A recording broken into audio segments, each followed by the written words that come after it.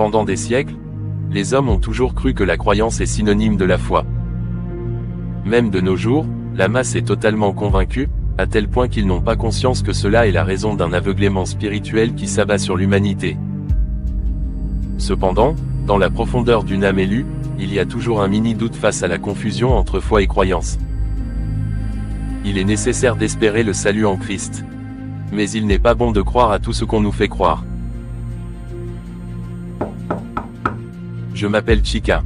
Et je veux réellement connaître le véritable Messie.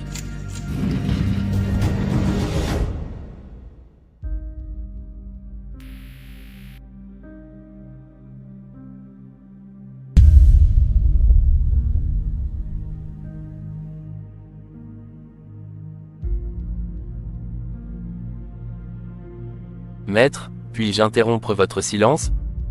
J'ai une question urgente qui me trouble depuis des jours. Le silence n'est jamais troublé par la quête sincère. Vas-y. Maître, depuis longtemps on parle de Jésus partout, mais j'ai l'impression que peu le connaissent réellement. Et même moi, je ne suis pas sûr de le connaître vraiment. Comment savoir si je suis en relation avec le vrai Messie? Tu as mis le doigt sur une des grandes tromperies de notre époque. On adore souvent un nom, sans jamais rencontrer la vie. Dis-moi, que crois-tu avoir connu jusqu'à présent? J'ai connu des prières, des cultes, des enseignements. J'ai chanté, jeûné, et crié même son nom. Mais dans mon cœur il y a comme un vide. Une absence que je ne comprends pas. Beaucoup vivent ce que tu ressens sans oser le dire. Ce que tu décris est le piège de l'égrégore religieux. L'égrégore religieux?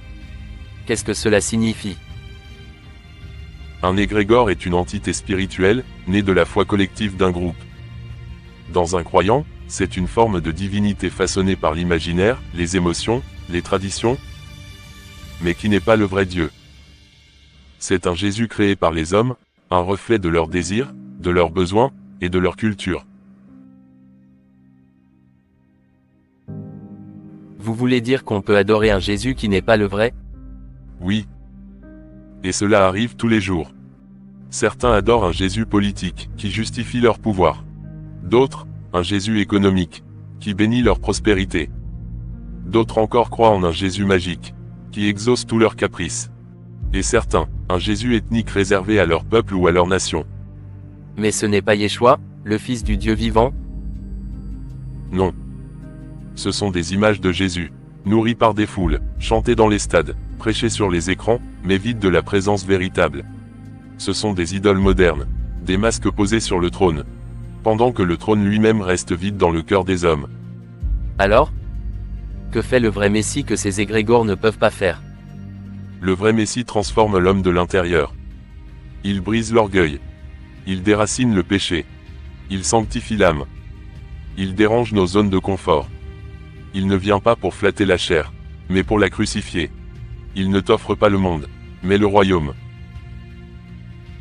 Comment alors le reconnaître? Si tant de voix crient son nom, comment entendre sa voix? Tu reconnaîtras le vrai Messie par la vérité qu'il exige, et la sainteté qu'il installe. Il ne séduit pas par des promesses, il t'appelle à mourir à toi-même. Là où tu veux réussir, il t'appelle à renoncer. Là où tu veux être vu, il t'invite à disparaître. Là où tu veux être servi, il te commande de laver les pieds des autres. Mais alors maître, pourquoi tant préfère-t-il les faux? Parce que l'homme préfère un Dieu qui l'accompagne dans ses passions, qu'un maître qui le délivre de lui-même. L'égrégore rassure, mais ne purifie pas. Il excite, mais ne sanctifie pas. Il attire les foules, mais ne touche pas le cœur. Donc je suis encore piégé dans cet égrégore. Tu es en train de le rencontrer, maintenant. Car la soif de vérité c'est déjà l'appel du vrai.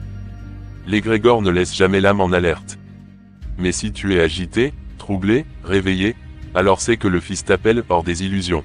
Maintenant cherche-le, non dans les spectacles religieux, mais dans la prière secrète, la parole, la repentance, l'obéissance, le silence. Et tu le verras. Je veux le voir. Je veux le connaître, non par oui-dire mais face à face. Alors renonce à tout Dieu que tu peux manipuler. Refuse toute image qui flatte ton ancienne nature. Et ouvre-toi à celui qui vient brûler tout ce qui est faux. pour installer la lumière du royaume en toi. Oui, maître. Plus d'images. Plus d'imitations. Plus d'idoles. Je veux le Messie vivant, ou rien.